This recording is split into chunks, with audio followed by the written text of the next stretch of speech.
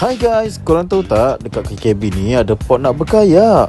Best gila. 1 jam 30 minit je dari KL. Korang datang je ke Beting Green Bayou Campsite. Kat sini macam-macam boleh buat aktiviti, berkayak, water rafting, bercamping dan macam-macam lagi. Mereka juga ada menyediakan dengan package makan tengah hari. Okey, selamat petang. Hari petang ni kita akan membuat penjelajahan berkayak daripada Camp Beting Green Bayou Campsite Kuala Kubu Baru. Kita akan cuba melawan arus ke Last Rapid rafting. So nampak boat rafting tu lalu, mana dia dah ke Last Rapid lah. So selepas sampai ke Rapid, kita akan ke Alur Lempah. Perjalanan lebih kurang 3 km. 3 km and then kita akan naik daripada sana lah.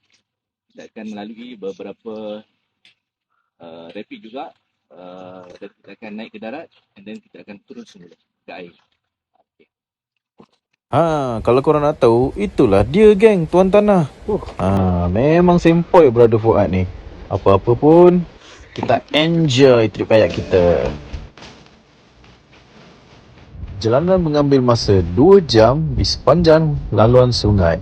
Dan kalau korang beruntung, korang akan nampak pelbagai spesies burung seperti helang, burung enggang, bangau-bangau dan macam-macam spesies lagi. Burung-burung rare tau.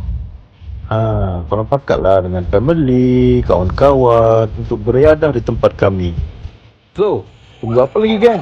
Jemput datang ke? Jika anda berminat, anda boleh WhatsApp ke nombor-nombor yang berikut. Aduh, sibuk lah awak ini dah masuk frame. Awak siapa lah ni? Apa pun geng, kita jumpa di sana. Bye.